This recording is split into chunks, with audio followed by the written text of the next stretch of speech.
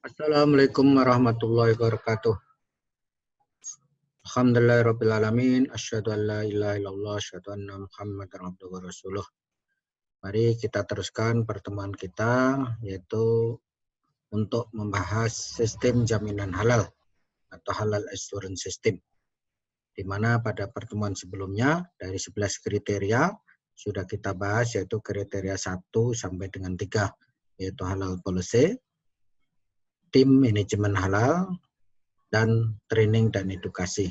Nah, kali ini kita teruskan dengan kriteria nomor 4 dan 5, yaitu tentang bahan dan produk.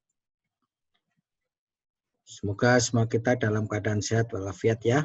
Sekali lagi juga terima kasih kepada LP PAM MUI, IHTEK yang membolehkan materi-materi khas ini yang diambil sebagian besar kuliahnya adalah dari materi-materi khas yang diterbitkan oleh LP PAM MUI atau MUI dan IHTEK. Ya. Begitu juga beberapa dari bahan-bahan trainingnya.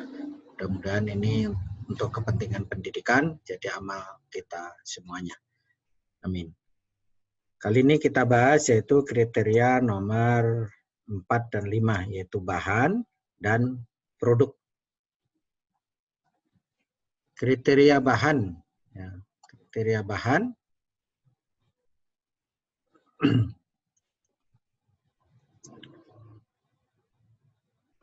Apa itu yang dimaksud bahan? Bahan artinya ya bahan baku maupun bahan tambahan atau bahkan bahan penolong. Karena kondisi di industri biasanya ada gudang bahan. Nah, bahan ya, ada 2 atau bahkan ada 3 kriteria ya. 1 yaitu bahan baku ya. Kedua adalah bahan tambahan atau sering disebut dengan BTM atau ingredient ya. Yang ketiga nanti ada bahan penolong. Apa bedanya? Kalau bahan baku artinya yang bahan utamanya. Misalnya dalam pembuatan sosis ya berarti daging, es, lemaknya. Bahan tambahannya apa? Misalnya garamnya, terusan bumbunya. Nah, bahan penolongnya apa? Nah, ini adalah bahan-bahan yang digunakan ya. Misalnya dalam pembuatan air, bahan bakunya air, bahan penolongnya ada arang aktif, misalnya ada tawas. Jadi apa yang bedanya kalau bahan baku dan bahan tambahan? Ini adalah nanti dalam kalau di produk retail atau di spek pada produk non retail, maka dituliskan pada daftar ingredientnya atau daftar isi bahannya. Sedangkan bahan penolong ini bahan yang digunakan, tetapi di produk retail tidak ditulis di daftar ingredientnya. Begitu juga di produk B2B, business to business, bulky, maka dalam speknya tidak dituliskan yaitu bahan penolongnya. Misalnya apa tadi dalam pembuatan air digunakan arang aktif. Nah, tidak ada itu air yang mencantumkan ingredientnya arang aktif misalnya. Dalam pembuatan air digunakan pasir untuk menyaring. Nah, tidak dituliskan pasir. Nah, itulah bahan penolong. Namun dalam sertifikasi halal ketiga-tiganya yaitu baik itu bahan baku atau bahan tambahan atau bahan penolong ini semua wajib didaftarkan karena walaupun ini di ingredient tidak ada tapi bersentuhan dengan barang, dengan bahan atau dengan produk nanti dikhawatirkan akan mengkontaminasi produknya yang mestinya halal menjadi tidak halal. Jadi wajib didaftarkan. Kita ingat lagi ya, kemarin kuliah yang awal-awal, kita ingat lagi bahan yang tidak boleh ada atau mengandung atau terkontaminasi dengan bahan haram. Ya, intinya ada di sini nih. Jadi baik bahan itu bahan baku maupun bahan tambahan atau bahan penolong, yaitu bahan tidak boleh mengandung atau terkontaminasi dengan bahan yang haram atau najis. Ya. Dan juga najis. Apa yang diharamkan? Kita ingat lagi ya. Kita menyegarkan, udah di kuliah-kuliah sebelumnya bahkan sudah sangat detail dianalisa di bahan kritisnya, ya, titik kritisnya apa saja, ya, sudah dibahas detail oleh Bu Dias ya. Nah di sini kita ingatkan kembali. Ya. Yang tidak boleh apa? Yaitu bangkai, 2 yaitu darah, baik segar maupun olahannya seperti dideh, saren, ya, marus, dan sebagainya. Ya. Berikutnya adalah babi, ya. Yaitu dan turunannya, yaitu bahan atau hewan yang disembelih tidak sesuai syariat Islam, masuk kategorinya adalah ke bangkai, misalnya ayam, tapi tidak disembelih dengan syariat Islam, masuknya adalah termasuk yang haram. Berikutnya kemarin yang kelima adalah khomer. Ini dalam Al-Quran ya. Nah, sedangkan ini dalam Al-Qurannya ada 5 saja ya. Sedangkan dalam hadis ada anjing, ada hewan buas, ada binatang yang disuruh dibunuh dan sebagainya. Dan dari fatwa MUI sekali lagi adalah bagian tubuh manusia, manusia dimuliakan maka tidak diperbolehkan. Nah bangkai kecuali yaitu bangkai dari binatang laut ya. Bahwasanya walaupun besar seperti hiu, seperti wal ya, paus, nah, tidak perlu penyembelihan. Nah, bangkainya adalah halal. Juga yang lain-lain. Yang kedua, bahan tidak boleh terkontaminasi terkena najis. Ya. Najis adalah sesuatu yang kotor. Ya. Najis, sekali lagi di dalam Islam ada 3 ya. 1 yaitu najis berat atau najis mughaladoh. Contohnya yaitu dari babi, dari air liur anjing atau dari anjing. Ya. Di mana dalam kalau kita terkena najis mughaladoh, najis berat, maka harus dicuci 7 kali. Ya. Syaratnya dicuci 7 kali dengan air. Ya. Dan salah satunya adalah dengan tanah atau bahan pembersih sesuai fatwa MUI, yaitu yang bisa menghilangkan atau mensucikan najisnya. Yang kedua, yaitu najis sedang. Ya. Urin, kotoran manusia, kotoran hewan, bangkai, darah, khomer, ya, dan sebagainya masuk ke najis sedang. Ini harus disucikan dulu atau dicuci, tetapi tidak ada ketentuan harus 7 kali. Berapa kali saja ya. Yang penting ciri-ciri najisnya sudah hilang, yaitu warna, bau, dan rasanya hilang. Nah yang relevan nanti di industri barangkali 2 ini, ya, yaitu najis berat dan najis sedang. Kalau najis berat, babi, implementasi nanti di industri kita bahas di kriteria 6, yaitu tidak boleh digunakan sharing facility. Harus terpisah pabriknya. Ya. Sedangkan kalau yang najis sedang, ini masih boleh digunakan sharing facility, tetapi harus ada tata cara pencucian yang menghilangkannya. Sedangkan najis ringan, najis dari pipis. Nah, bayi yang masih minum ASI saja, tapi bayinya bayi laki-laki, nah ini cukup dilap atau cukup diam. Nah ini di industri mungkin tidak relevan. Sekali lagi, barang halal atau bahan halal yang terkena najis itu menjadi bahan mutanajis. Bahan mutanajis adalah hukumnya adalah haram. Maka barang halal yang kena najis menjadi mutanajis hukumnya halal, maka bahan tidak boleh terkena kontaminasi dengan najis. Harus ada pencucian kalau najis sedang. Nah, nanti sekali lagi implementasi di industri tidak boleh ada sharing facility digunakan bersama antara produksi halal dan produksi produk yang mengandung babi misalnya. Bahan tidak dihasilkan dari fasilitas produksi yang juga digunakan untuk membuat produk yang mengandung babi atau turunannya. Tadi ya, ini ditekankan sekali. Ya. Jadi fasilitasnya ini tidak boleh bergantian. Ya.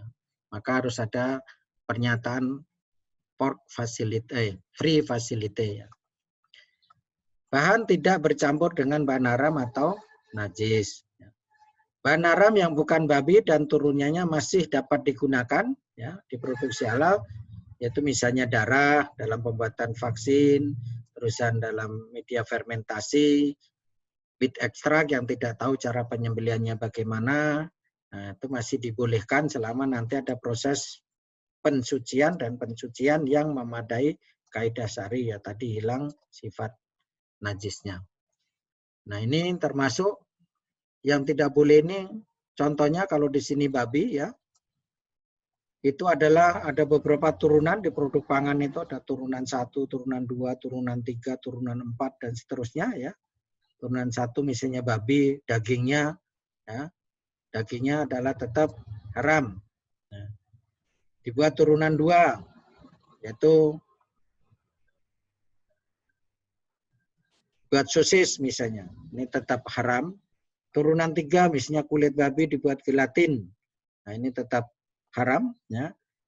Turunan keempat dibuat asam amino, misalnya glisin atau sistein dan sebagainya. Ya, ini adalah tetap hukumnya adalah haram. Nah, sedangkan kalau dari bahan yang halal, diolah dari apapun juga selama tidak terkontaminasi dengan yang haram, hukumnya adalah halal. Nah, ini adalah sekali lagi, ini turunan-turunan ini tidak boleh mengkontaminasi bahan yang akan kita gunakan. Nah, ini contoh-contoh bagaimana menganalisa titik kritis. Ini ringkasan saja, sudah dibahas detail di kuliah-kuliah sebelumnya, beberapa kali pertemuan oleh Bu Dias ya, bahwasanya ada arang aktif misalnya ya dalam pembuatan minyak. Nah, mungkin arang aktif takutnya dikhawatirkan dari tulang babi. Ya. Ditambahkan kadang-kadang vitamin, ada vitamin A dan sebagainya. Kadang-kadang ditambahkan lemak hewan untuk memberikan rasa tertentu atau karakter tertentu. Nah, ini adalah yang perlu dicermati. Shortening begitu juga, ada bahan yang perlu dikritisi, ya, ada flavornya kadang-kadang, vitaminnya. Gula rafinasi yang perlu dikritisi arang aktifnya misalnya. Terusan pewarna, ya, bahan enkapsulasi, bahan pengemulsi, ya, dapat dari gelatin ataupun dari bahan yang lain. Nah, manisan buah, sebetulnya dari buah-buahan, tapi karena ada bahan tambahannya, ada gulanya, ada flavornya, kadang-kadang pewarnanya, nah ini perlu dicermati. Sari buah kadang-kadang itu ditambahkan gula, vitamin, pengental, dan sebagainya. Nah, takut-takut juga ada bahan yang sangat kritis, yaitu misalnya adalah ada gelatinnya untuk mengatur kekentalan sari buahnya, misalnya. Ketentuan berikutnya yaitu bahan yang perlu kita ketahui adalah tentang alkohol. Ya, ini tentang alkohol. Ya, kalau ini adalah ada fatwa yang terbaru yaitu dari Majelis Ulama Indonesia tahun 2018, mohon maaf ya, yaitu tentang alkohol. Nah, di sini pendekatan saja khomer itu didekatinya dengan alkohol dalam artian C2H5OH ya. Tapi sebetulnya dalam khomer itu yang sifat memabukkannya, yang narkosnya tinggi, bahkan bukan hanya etanol dalam artian C2H5OH, metanol lebih bersifat narkosis. Tapi untuk pendekatan karena C2H5OH ini yang dominan alkohol, maka dalam penetapan MUI mengambil pendekatan yaitu kadar dari alkoholnya. Yaitu untuk minuman dikatakan khomer kalau lebih dari 0,5%. Nah, ini dasar penelitiannya ada dari IPB, misalnya bahwasannya kalau buah anggur diperas sesuai dengan hadis Nabi, hari ke-1, hari kedua, hari ketiga diukur kadar alkoholnya, maka waktu itu kadar alkoholnya sekitar 0,8. Nah, ini diambil yang lebih aman, yaitu 0,5 atasnya. Yang berikutnya yaitu penggunaan alkohol ya, yang bukan dari industri khomer, ya, jadi non khomer, ya. Jadi dari industri kimia, dari industri petrokimia, dari fermentasi singkong misalnya, ya, maka hukumnya adalah mubah, ya, artinya boleh selama tidak terkontaminasi dengan yang najis ataupun tidak ada bahayanya. Nah, begitu juga penggunaan etanol, misalnya di dalam produk intermediate flavor misalnya sebagai pelarut. Nah, ini pada ketetapan ini yaitu tidak dibatasi. Kalau yang lama dibatasi 1%, nah ini tidak dibatasi lagi. Boleh lebih dari 10% dan sebagainya. Tapi yang penting pada produk akhir, ya, pada produk akhir kalau misalnya flavor durian ada alkoholnya 70%. Nah, tapi penggunaannya karena durian kuat flavornya hanya sekian per mil. Nah, setelah dianalisa di produk akhir tidak lebih dari 0,5%, maka diperbolehkan. Silahkan nanti di download sendiri ya, fatwanya bisa dibaca lebih detail, lebih jelas, latar belakang fatwa dan sebagainya, dan ini saya ambilkan hanya resume saja, yaitu difatwakan tanggal 28 Februari 2018. Yang berikutnya persyaratan produk mikrobial. Produk mikrobial itu apa? Produk-produk hasil fermentasi menggunakan mikroba, misalnya vaksin, ya, terusan produk-produk yang lain, ya, ada nanti vitamin. Saya pernah audit yang vitamin C, saya pikir nanti bahan bakunya itu jeruk, ternyata jeruknya hanya sepiring yang ditaruh di meja sebagai suguhan, ya. Karena apa? Karena bahan baku utamanya adalah dihasilkan dari vitaminnya dari fermentasi, yaitu dari gula dan sebagainya atau molases, tentu ditambah macam-macam, nanti difermentasi dengan bakteri tertentu akan menghasilkan vitamin C. Ini cara contoh-contoh. Pertama, produk tidak menyebabkan infeksi, ya. Jadi toyiban, tidak menyebabkan sakit, dan intoksifikasi ya pada manusia, jadi tidak menyebabkan sakit ya. Yang kedua, media pertumbuhan, bahan aditif dan bahan penolong tidak mengandung bahan yang berasal dari babi, sangat strict ya, tidak mengandung babi, atau turunannya, ya, misalnya pepton, terus meat ekstraknya sebagai sumber nitrogen misalnya, nah, itu tidak boleh dari babi atau dan turunan dari babi. Tiga, untuk produk mikrobial yang diperoleh tanpa pemisahan dari media pertumbuhannya, maka media pertumbuhan harus menggunakan bahan yang suci ya, dan halal. Nah, jadi bukan bahan yang najis. Misalnya tadi beef ekstrak, tapi dari beefnya tidak tahu disembelih dengan Islam atau tidak, nah itu tidak dibolehkan. Maka harus kalau beef ekstrak ya dirunut lagi bahwasanya penyembelihan sapinya adalah dengan cara yang sesuai yang menyebabkan dagingnya halal untuk diekstrak. Jadi kalau audit produk fermentasi itu biasanya auditnya bukan hanya di sini saja, bukan hanya di media pertumbuhan, ya, di produksinya yang kapasitasnya tiap-tiap fermenter ini sudah sifatnya tonnase, ya, ton-tonan atau paling tidak ratusan kilo. Tetapi semua lini ini harus di audit ya. Jadi kalau kita runut balik atau dari depan ya, biasanya ada mikroba itu yang dikembangkan masih skala tabung reaksi dengan agar miring. Kulturnya apa saja ini harus kita cek semua. Nanti dari sini disegarkan lagi dengan petri dish ya. Jadi dari aktivasi dengan petri dish lebih besar ya, diambil dari sini sebagian, terus disegarkan lagi medianya di sini. Di sini juga harus kita cek medianya. Nah, nanti diteruskan ke media propagasi, misalnya 300 ml ya, atau 100 ml dari sini. Dicek lagi di sini medianya apa. Nah, baru ke mother brood ya, yang nanti biasanya siap untuk di transfer ke area produksi. Ini biasanya satuannya sekitar 1 liter sampai 3 liter atau sampai 10 liter. Nah, ini juga dicek juga medianya apa saja. Bisa jadi ini tiap-tiap ini medianya tidak sama. Begitu juga media diproduksi. Bahkan bukan hanya itu saja, yaitu di penanganan akhir setelah kita dapatkan panen, misalnya tadi dalam pembuatan vitamin C, di sini sudah ada tapi perlu dimurnikan dan sebagainya. Nah, tahapan selanjutnya juga harus dicek melibatkan bahan yang dilarang atau tidak. Nah, contoh media pengembangan ya, bisa di sini, bisa di sini, bisa di sini, bisa di sini, ini contohnya ya. Tapi nanti tiap-tiap ini biasanya beda-beda. Ada beef ekstraknya. Nah, ini kritis dikasih bintang apa? Karena kita beef ekstraknya halal atau tidak. Nah, kalau tadi misalnya tidak ada pemurnian lagi di sini pemisahan, maka ini harus halal ya, penyembelihannya. Pepton. Nah, pepton misalnya bakso pepton bisa dari kedelai, tapi kadang-kadang untuk menghasilkan ini perlu enzim. Nah, enzimnya apa? Agar, water, dan sebagainya. Ini adalah contoh-contoh. Jadi media, kesimpulannya kalau produk mikrobial, media pada semua tahapan bebas babi. Ini sangat penting ya. Jadi pada tahap mana saja ini adalah harus bebas babi. Ya. Boleh bahan non babi selain babi, ya. asal ada cara pensucian yang syar'i. Jadi misalnya tadi di tahap mana saja boleh, misalnya menggunakan beef ekstrak yang tidak ketahuan cara penyembelihannya bagaimana. Nah, tetapi nanti dipastikan di sini ini sudah tidak ada hilang ya, ada di sini, yaitu dengan pencucian atau pengucuran air dan sebagainya, misalnya ya.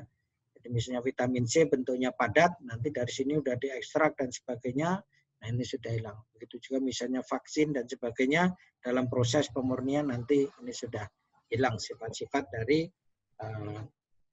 najisnya, yaitu warna, bau maupun rasanya. Nah itu dibolehkan. Tapi kalau dari babi, totally strength tidak boleh. Ya, tidak boleh digunakan pada tahap mana saja dan dengan pencucian bagaimanapun juga. Flavor ini juga sangat kritis. Sekarang banyak sekali ya bahan makanan yang menggunakan flavor. Flavor durian tapi tidak ada durian. Misalnya ya, roti rasa nanas tapi tidak ada nanasnya karena digunakan flavor ya atau perasa ya, atau kadang-kadang digunakan bumbu ya. Adalah banyak sekali kritisnya, yaitu harus tahu sumber flavornya. Nah ini biasanya syarat nanti dokumennya harus sertifikat halal ya. Produk hewan dan turunnya daging, lemak, gelatin dan sebagainya. Nah ini juga harus tahu sumbernya ya. Produk mikrobial kadang-kadang digunakan untuk flavor juga. Produk turunan dari bagian manusia dan sebagainya. Produk turunan dari produk tubuh manusia apa misalnya? Ya, kalau industri yang praktek adalah sistein. Sistein itu bisa diekstrak dari rambut manusia, bisa dari fermentasi, bisa dari bulu hewan, misalnya bulu entok atau bulu angsa, ataupun bulu domba. Nah, rumus kimianya sama, itu udah turunan keempat. Tidak bisa dibedakan lagi sampai sekarang ya. Bahwasanya rumus kimia sama, sifatnya sama, dan sebagainya, tetapi status halalnya bisa berbeda. Kalau berasal dari manusia adalah totally ditolak, nah ya, tidak boleh digunakan kalau dari rambut manusia. Tapi kalau dari bulu hewan, ini tergantung daripada bagaimana penanganannya. Kalau fermentasi tergantung dari media fermentasinya. Nah ini adalah, jadi kalau udah turunan keempat, ya, sifat dan semua sama, tetapi status halalannya bisa berbeda. Kalau berasal dari babi misalnya, sistein dari bulu babi, nah itu tetap tidak boleh digunakan, yaitu haram. Khamr dan turunannya yaitu ada fusel oil, konak oil dan sebagainya kadang juga digunakan ya. Sebagai pelarut, bahan enkapsulasi, gelatin dan sebagainya. Ini adalah di flavor supaya tidak mudah menguap, tidak mudah hilang. Kadang-kadang ditambahkan gelatin misalnya. Gelatinnya dari apa? Kalau dari babi tidak boleh, kalau dari yang halal dibolehkan. Dan kadang-kadang ada dalam flavor itu ada hidden ingredient, top note misalnya. Nah itu tidak disebutkan, tidak di-mention karena itu sebagai rahasia perusahaan. Nah, ini dalam audit tapi tetap harus disampaikan. Fasilitas produksi, nah, yaitu sama dengan yang adalah untuk non halal dan tidak boleh mengandung babi digunakan bersama-sama. Jadi harus terpisah. Sensory profile, flavor, tidak boleh mengarah kepada makanan atau produk-produk yang sudah terkenal secara umum sebagai makanan yang haram. Ya. Misalnya adalah flavor bacon sampai sekarang belum bisa disertifikasi. Ya. Sensory profile misalnya ada flavor yang tidak ada homernya, tetapi aromanya, rasanya seperti homer. Nah, itu tidak boleh. Begitu juga namanya. Bahan dengan nama yang mengarah kepada yang haram, maka tidak boleh digunakan atau paling tidak dapat sertifikat halal. Contohnya apa? Misalnya room flavor.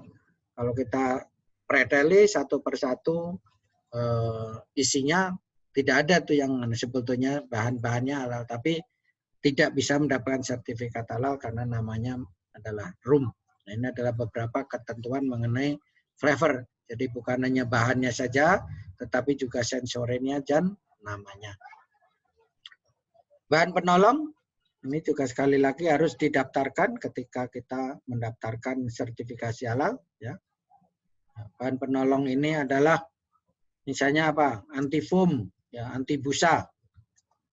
Dalam fermentasi misalnya supaya tidak terbentuk busa ditambahkan antifoam ada berbasis silikon, berbasis sulfonat, ester, ya. Kadang-kadang berbasis animal fat, ini yang perlu diperhatikan. Berarti misalnya dari lard atau dari yang lain, maka dipersyaratkan harus yang halal.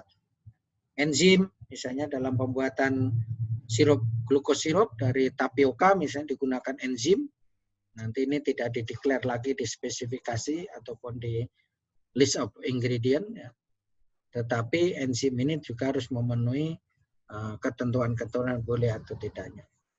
Tadi aktif karbon dalam pembuatan air misalnya, ya, digunakan arang aktif, ya, maka ditetapkan adalah yang harus yang halal.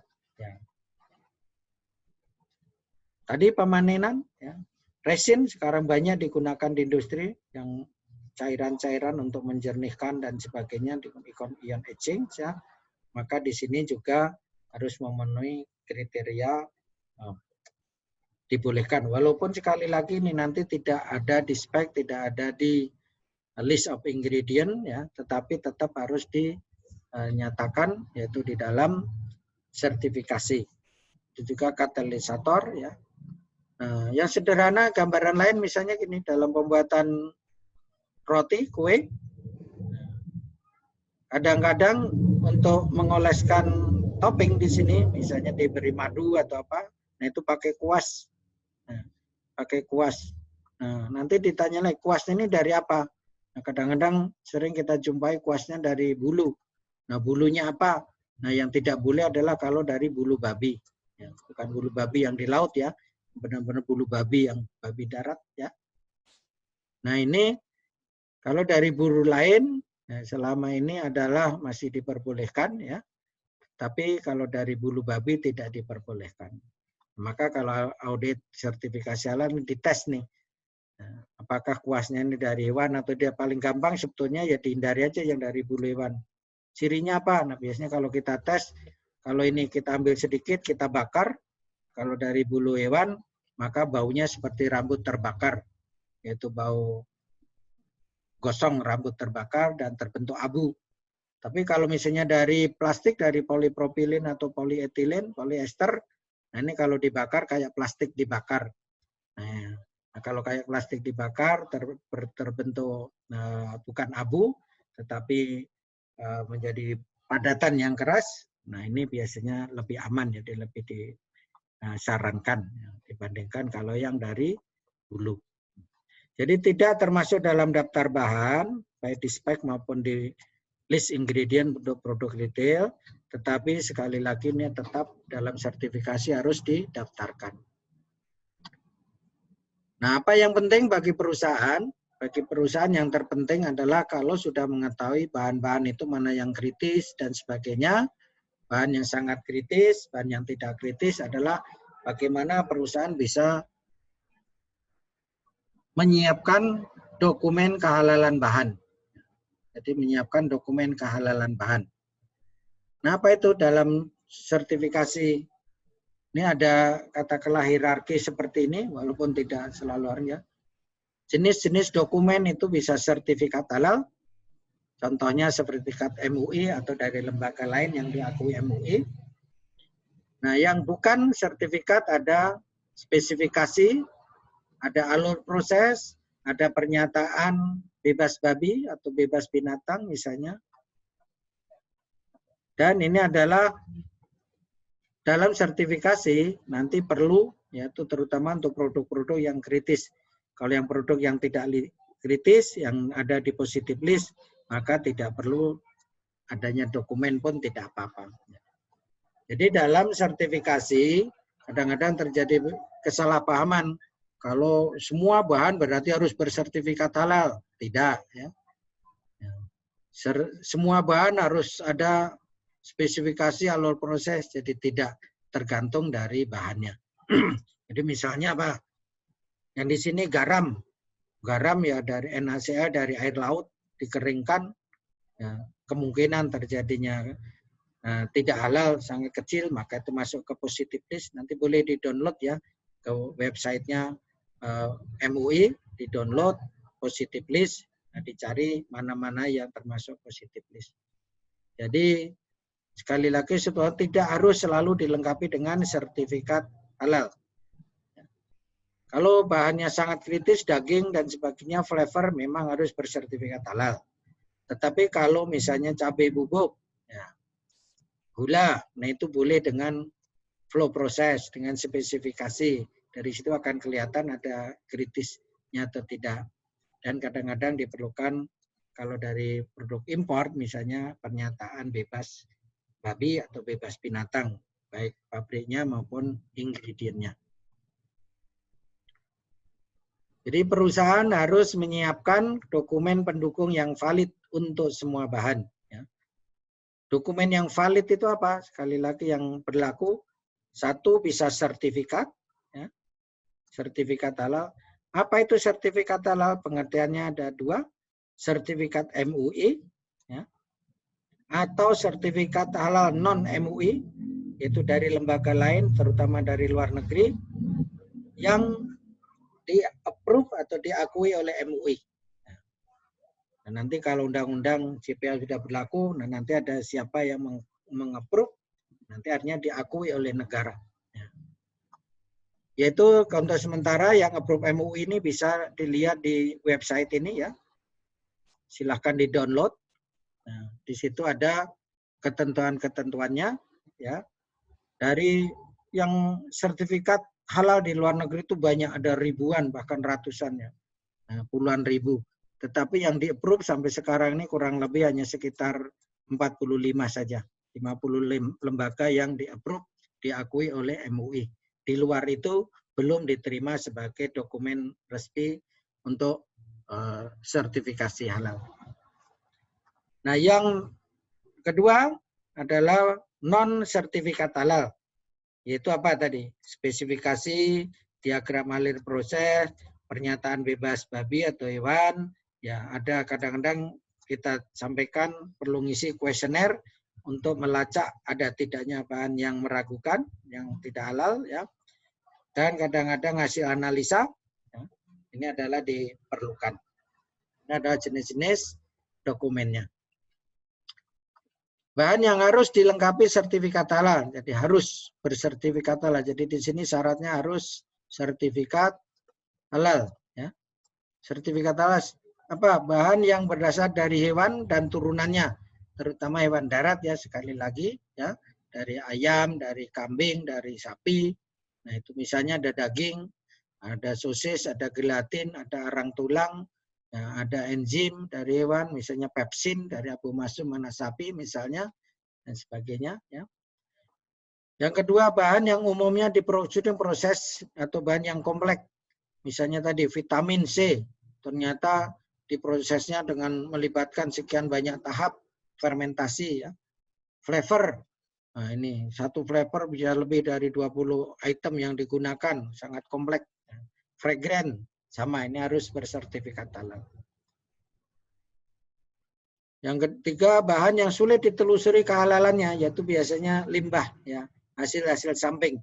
Misalnya dalam pembuatan keju, itu digunakan tadi rennet. Rennet bisa dari enzim rennet, bisa dari hewan, ya. Dan biasanya W dikumpulkan dari beberapa pabrik. Nah, nanti baru diolah menjadi W. Begitu juga gula laktos, itu dari hasil limbahnya.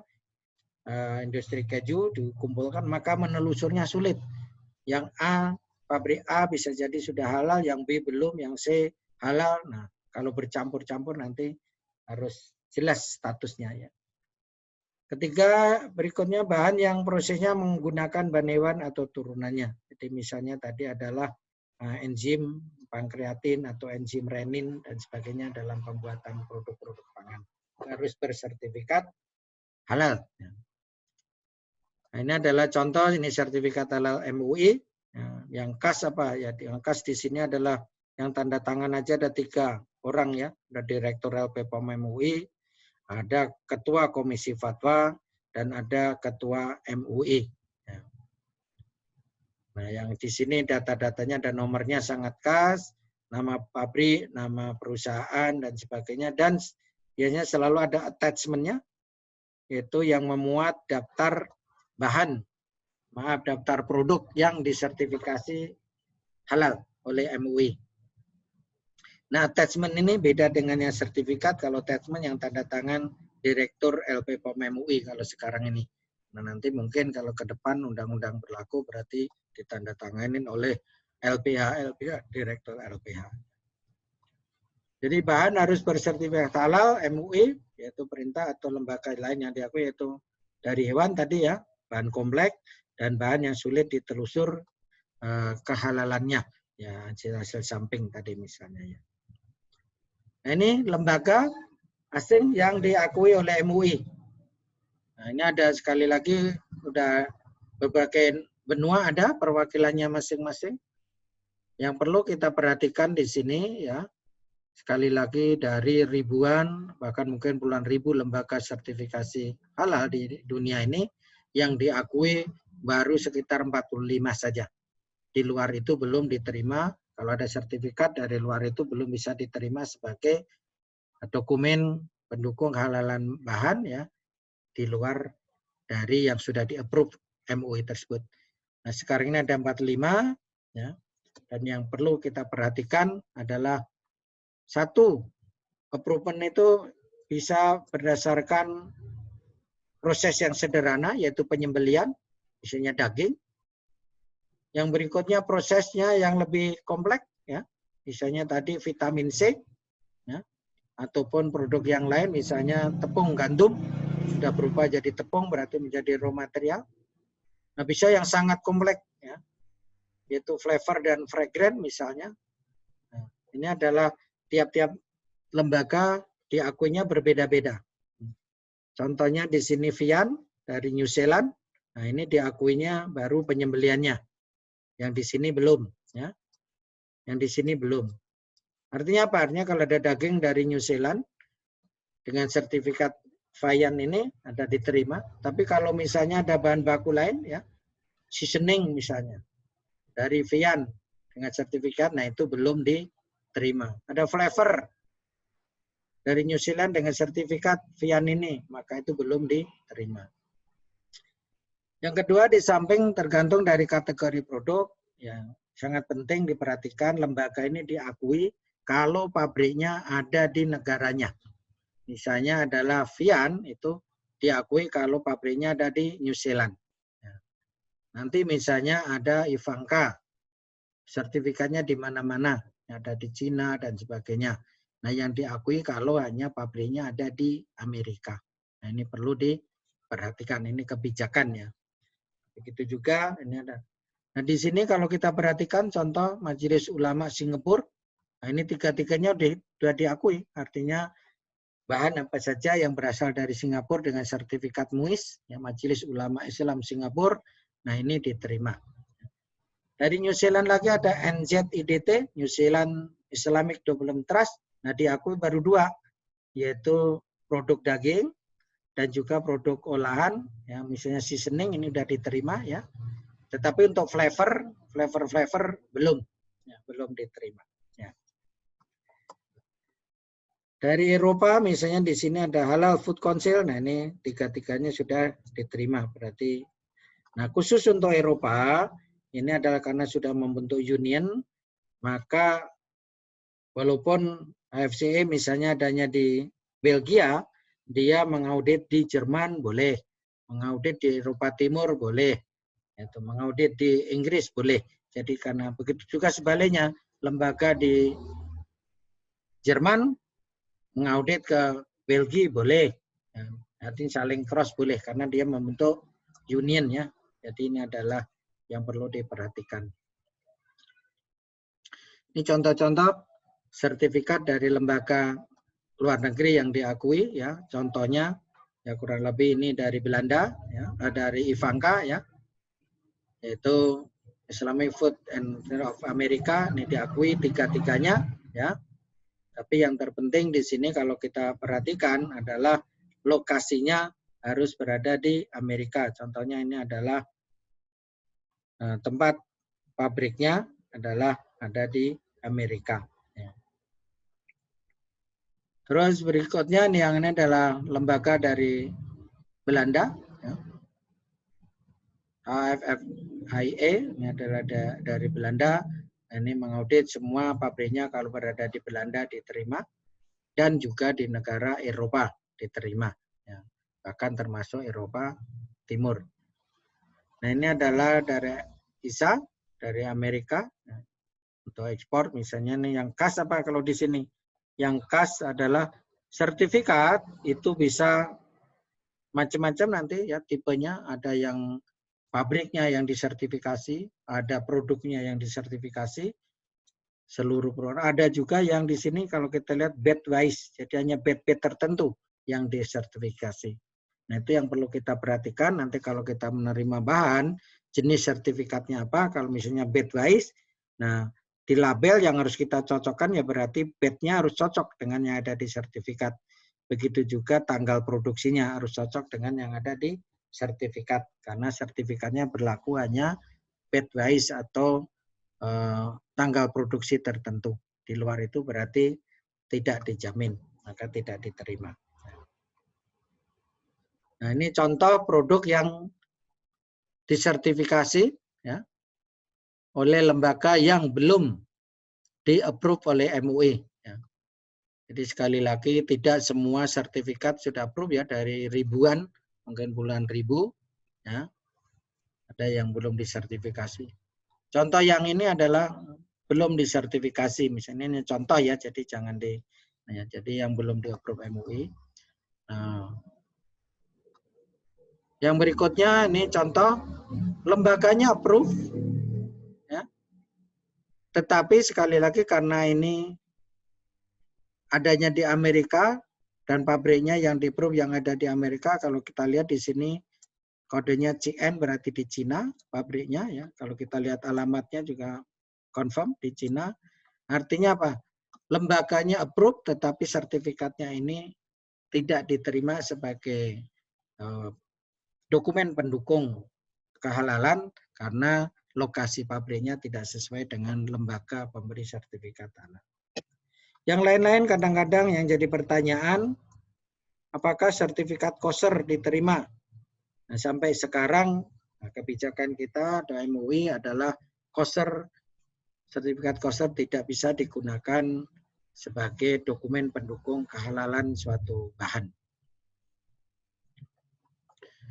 Dari spesifikasi, kalau kita tidak punya sertifikat, tadi untuk produk-produk yang kritis, ya, tetapi tidak high risk, nah itu bisa dengan spesifikasi.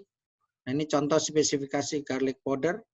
Dari spesifikasinya, penjelasannya, ini hanya garlic dikeringkan dan sebagainya. Ada ingredientnya, ini 100% garlic, nah berarti ini adalah dengan spek ini aja cukup. Bisa diputuskan ini bahannya adalah boleh digunakan. Sebaliknya yang di sini, kalau kita lihat dari deskripsi produknya, nah di sini kalau diperbesar, di sini mengandung ada porcine gelatin. Nah berarti otomatis dari speknya ini udah ketahuan mengandung porcine, mengandung babi. Ya berarti bahan ini tidak bisa digunakan sebagai bahan yang akan digunakan untuk produk yang bersertifikat halal. Yang kedua, kalau untuk bahan kritis bisa juga dengan flow proses, kadang-kadang diminta dua-duanya, baik itu spesifikasi maupun flow proses. Contoh yang di sini ini jelas ya, bahwasannya ada bahan oregano powder dari tumbuhan, tapi diekstrak, ya, diekstrak. Nah, yang belum jelas apanya di sini, pengekstraknya apa nanti masih dipertanyakan. Nah, di sini ada lagi raffinate sunflower oil. Nah, bagaimana proses pembuatan oilnya ini, apakah halal atau tidak. Jadi dari spek ini akan ketahuan sudah jelas atau belum. Kalau yang kiri ini contoh yang belum jelas. Ya. Tapi kalau yang di kanan, di sini dari pepaya diekstrak dan sebagainya ya, atau dikulitin, pulping, pasteurisasi, ini hanya proses-proses fisik saja. Ya. Nah, maka di sini untuk menghasilkan pepaya beku ini tidak melibatkan bahan-bahan baku tambahan, maka di sini dari flow proses bisa diputuskan bahan ini boleh digunakan. Nah, itulah nanti kemarin di analisa bahan kritis sudah banyak ya dibahas di sebelumnya. Ini lebih menekankan lagi contoh-contoh bagaimana ya, dokumen yang harus disiapkan. Jadi sekali lagi catatan penting ya, pada penggunaan dokumen bahan selain sertifikat halal. Ya, satu dokumen harus berasal dari produsen. Ini sangat penting nih. Karena kalau kita berbisnis, pabrik kita kadang-kadang berhubungannya dengan supplier. Nah, kita minta dokumen yang ngeluarin supplier, nah itu tidak diterima. Suppliernya harus minta ke produsennya.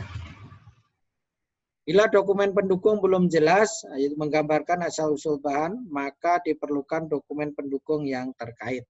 Misalnya tadi, bebas babi atau bebas animal, ya bahannya dan sebagainya. Ini adalah bahan yang tidak kritis. Nah, kalau bahan yang sangat kritis dengan sertifikat halal, bahan kritis dengan spek dan flow proses dan dokumen lain, dan bahan tidak kritis, contohnya di sini bahan tambang garam, bahan kimia NaOH, nah, dari tumbuhan nenas segar, dari hewan laut, dari ikan, produk fermentasi tapi udah umum, tidak dikenal, tidak mengandung bahan yang kritis, ada tempe misalnya oncom. Nah ini tidak diperlukan dokumen. Ya. Tapi pada prinsipnya tidak perlu dokumen, tapi kalau perusahaan mau mengupload dokumen, tetap harus dilakukan di serial, yaitu dengan mengupload blank dokumen. Apa itu blank dokumen? Yaitu kertas putih, di-scan, di-upload. Nah karena tidak begitu, program serialnya belum bisa maju ke tahap berikutnya. Nah, ini sangat penting. Ya. Proses persetujuan penggunaan bahan baru. Nah, dalam sertifikat, hampir semua sertifikat yang diakui 45 itu menyatakan di akhir kalimat sertifikatnya, biasanya ada selalu kata-kata seperti ini, yaitu selama bahan dan proses produksi masih sesuai dengan keputusan saat audit, ya, Komisi Fatwa, ya, berdasarkan laporan audit. Artinya tidak ada perubahan-perubahan. Apakah berarti perusahaan tidak boleh menggunakan bahan baru? Ya boleh, ya, tapi ada mekanismenya. Ya. Jadi bagaimana perusahaan ada mekanisme, yaitu penggunaan bahan baru. Nah, sebelum ke situ, bahan baru apa pengertiannya? Bahan baru yang pengertiannya yang betul-betul bahan misalnya baru. Yang tadinya di produk kita belum pakai gula, sekarang mau pakai gula. Nah, tapi bisa juga bahan baru itu pengertiannya pabrikannya baru. Misalnya tadinya dari gula pabrik A, sekarang akan menggunakan gula dari pabrik B. Nah yang A tadinya udah halal, yang B belum tentu. Nah itu termasuk kategori perubahan bahan, yaitu sebagai perubahan bahan baru. Nah, jadi ini status halalnya ya, belum tentu sama. Maka bentuk jaminan halal dari perusahaan harus ada. Jadi setiap penggunaan bahan baru harus melalui persetujuan LPPOM MUI. Jadi sekarang ini mekanisme yang ada seperti itu. Mungkin nanti kalau ke depan menggunakan LPH ataupun dari Dewan Halal Nasional, ya kita tunggu saja. Kalau dari LPPOM MUI sekarang dilakukan dengan online melalui serial. Serial ini singkatan dari certification online. Jadi semua dokumen diupload online dan nanti akan diputuskan secara online juga apa cukup atau tidak. Ketika mengajukan, maka akan di-approve 3 level ya, dari pemeriksa, atasannya lagi. Nah, apakah bahan tersebut boleh digunakan atau mungkin jawabannya masih perlu dokumen yang lain atau bahkan ada jawaban bahan tidak bisa digunakan, berarti harus mencari alternatif lain. Nah, yang boleh digunakan adalah yang hanya approve, artinya MUI atau LPPOM MUI menjawab bahan tersebut boleh digunakan. Sebagai ringkasan dari bahan ini adalah dokumen, ya, jadi ada daftar positif list, yaitu bahan yang tidak kritis. Prinsip dasarnya tidak memerlukan dokumen, tapi kalau mau mengupload dokumen ya silakan, ini syarat minimumnya, ya, artinya kita melebihi dari syarat minimum kan dibolehkan. Yang tidak boleh adalah kurang dari syarat minimum. Yang berikutnya bahan RIS, yaitu bahan-bahan terutama dari tanaman yang sudah berbentuk, misalnya dari gandum menjadi tepung gandum, ya, perusahaan dari cabai udah menjadi bubuk cabai, nah takutnya ada tambahan-tambahannya, bahan tambahnya, maka di sini kalau belum punya sertifikat halal, ya, maka dibolehkan adanya spesifikasi, flow proses, dan daftar bahan yang digunakan. Nah, ini adalah minimum. Nah, kalau dengan sertifikat boleh nggak, Pak? Ya boleh. Ya boleh. Nah, berikutnya bahan yang sangat kritis ya. Ya tadi bahan-bahan dari daging dan olahannya hasil-hasil mikrobial yang kompleks, flavor fragrance yang kompleks, terus bahan yang sulit ketelusurannya. Nah ini syaratnya harus ya, minimum sertifikat halal, berarti harus bersertifikat halal MUI atau lembaga lain yang diakui MUI. Nanti silahkan di-download ya. Nah kalau bahan berasal dari babi gimana? Nah dari babi ini adalah totally dilarang, maka ini adalah dokumen apapun juga tidak bermanfaat. Nah kalau darah ini masih dipertanyakan ya, walaupun darah itu haram, tapi kalau misalnya pada proses fermentasi nanti sifat darahnya ini hilang, ya, misalnya dalam pembuatan vaksin dan sebagainya, nah ini diperbolehkan ya.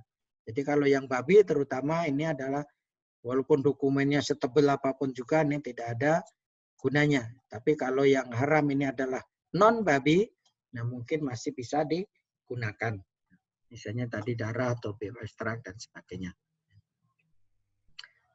Nah, maka dari situ perusahaan biasanya harus membuat daftar bahan yang digunakan, ya, yaitu berusaha intinya yang harus ada adalah materialnya apa saja yang digunakan, produsennya siapa, ya, suppliernya siapa, sertifikatnya dari mana, ya, atau dokumen yang lain, nomor sertifikat, validitas sertifikat kapan. Nah, dokumen lainnya apa? Misalnya flow proses dan sebagainya. Nah, tergantung dari sifat bahannya tadi ya. Kalau misalnya cabai bubuk, nah yang diperlukan di sini mungkin flow proses. Begitu juga dalam sertifikasi nanti perusahaan harus membuat formula. Nah, yang dimasukkan ke Serol, certification online yang didaftarkan itu bukan formula yang ada persentasenya atau ada gramaturnya. Nah, yang kita inginkan, kita butuhkan hanya jenis bahannya saja. Jadi kalau ngupload formula tidak perlu ada persentase berapa gram dan sebagainya. Cukup misalnya bahannya apa, A, B, C misalnya. Nah, pada produk 1, produk 2, produk 3, produk 4 yang digunakan apa saja misalnya. Nah inilah yang diperlukan, hanya dicentrang-centrang saja atau disilang-silang saja. Jadi daftar bahannya apa, produknya apa, digunakan di mana saja. Kita lihat ketentuan tentang bahan. Nah, kita bahas hari ini adalah 2 kriteria, yaitu bahan dan produk. Sekarang kita masuk ke kriteria kelima, yaitu produk. Ya. Bagaimana ketentuan produk? Yaitu produk merupakan produk yang didaftarkan untuk sertifikasi halal, baik berupa produk akhir, ya, artinya finish product, maupun produk antara atau intermediate kayak flavor misalnya, seasoning itu produk intermediate. Ya. Baik itu menu restoran, obat, atau barang gunaan. Ini yang terbaru kalau Undang-Undang Nomor 33 JPH sudah diimplementasikan bahan gunaan, yaitu sudah harus ada sertifikat halal juga ya. Nah ini maka sekarang walaupun belum 100% dijalankan, tapi beberapa bahan gunaan sudah mendaftarkan sertifikat halal karena dari aspek bisnisnya mempunyai advantage, mempunyai keuntungan ya. Jadi sekali lagi produk ya. Begitu juga sekarang bahan-bahan yang digunakan itu obat dan juga bahan-bahan produk-produk minyak kayu putih ataupun minyak yang lain kadang-kadang sudah perlu sertifikasi halal, termasuk juga restoran. Apa ketentuan-ketentuan yang perlu diperhatikan? 1, dari segi nama ya. Nama produk tidak menggunakan nama yang mengarah pada sesuatu yang diharamkan atau ibadah yang tidak sesuai dengan syariat Islam. Jadi namanya, selama ini MUI misalnya tidak mau memberikan nama yang ada hubungannya dengan peribadatan orang lain ya. Yaitu misalnya yang selama ini MUI belum mau beri sertifikat halal, ada misalnya Valentine Cake misalnya. Nah, misalnya Christmas Cake misalnya. Nah, yang seperti itu ada hubungannya dengan ibadat orang lain, itu tidak disertifikasi supaya umat tidak bingung ya. Supaya juga kita tidak mencampuri atau tidak merambah ke peribadatan orang lain. Jadi saling menghormati. Ya, karena kalau nanti sudah ada nama-nama peribadatan orang lain, kita beri sertifikat, nanti bingung umat. Begitu juga dianggap jangan-jangan kita melihat baik, tapi umat tersebut menganggap tidak baik. Jadi malah menimbulkan suatu hal yang tidak baik untuk bangsa dan negara. Berikutnya karakter profil sensorinya. Jadi nama, yang kedua adalah sensorinya, ya, tidak memiliki kecenderungan rasa yang mengarah pada produk haram. Yaitu misalnya tadi rum, roti atau kue yang ada rasa rumnya, walaupun tidak ada rumnya, tapi ada aroma-aromanya rumnya. Nah, itu tidak diterima. Ya, begitu juga pada produk-produk yang lain. Yang perlu kita perhatikan, bukan berarti MUI menyatakan haram ya. Beda, perlu kita tekankan antara MUI menyatakan haram dengan MUI tidak memberi sertifikat halal. Kalau MUI menyatakan haram itu finish ya. Udah tidak ada tawar-menawar. Tapi kalau MUI tidak memberi sertifikat halal, berarti diserahkan konsumen ya untuk memutuskan sendiri. Nah. Khusus untuk produk retail, jika suatu merek tertentu didaftarkan, maka semua varian dengan merek yang sama harus didaftarkan. Jadi misalnya untuk produk retail dengan merek A, nah, ada variannya, ada yang cair, ada yang bubuk, ya, ada yang pasta. Nah semuanya wajib, kalau satu didaftarkan halal, maka semua varian harus didaftarkan. Jangan sampai masyarakat bingung. Membeli produk A, merek A, tapi kok yang powder ada halalnya, yang cair tidak ada, nanti bingung. Nah, ini untuk menghindari kebingungan. Jika produk mempunyai formula, maka formula baku harus dibuat dan didokumentasikan. Jadi formula nanti ini biasanya akan dicek, dibandingkan antara formula yang tadi dicentrang-centrang di serol dengan formula yang ada di R&D dengan catatan produksi. Nah, itu dibandingkan. Khusus untuk restoran, semua menu harus didaftarkan, termasuk juga menu titipan dan menu konsinyasi. Misalnya restoran ada yang titip lemper, ada yang titip rempeyek, ada yang titip kerupuk. Nah, semua itu harus didaftarkan sebagai menu. Di sini tekankan lagi mengenai nama, ya, karena ini banyak sekali sering pertanyaan-pertanyaan ya. Satu, nama produk yang mengandung nama minuman keras. Ini tidak bisa. Misalnya ada root beer. Padahal dari ingredientnya tidak ada homernya misalnya. Hanya bahan-bahan kimia, hanya flavor. Tetapi karena ada kata beer, dan beer udah lengket dengan minuman keras, maka MUI tidak mau memberi sertifikat halal. Nama yang mengandung ada nama babi dan anjing, serta turunannya, termasuk sampai sekarang MUI belum mau memberi nama misalnya bacon, hotdog, kadang-kadang ini yang masih jadi pertanyaan ya, ini yang. Berikutnya nama produk yang mengandung nama setan. Nah, ini banyak nih di Indonesia nih, ada sambal setan, sambal gendruwo, sambal kuntilanak, soto gendruwo, soto. Nah ini sekali lagi MUI tidak mau memberi sertifikat. Bukan berarti MUI mengharamkan ya. Sekali lagi beda sangat jauh, tegas. Kalau MUI mengatakan haram, tegas. Ya, semua umat tunduk ya. Tapi kalau MUI tidak mau memberi sertifikat, ya dipersilahkan masyarakat menilai sendiri ya. Misalnya ada yang mengklaim sambal setan, keripik sambal setan nah, misalnya.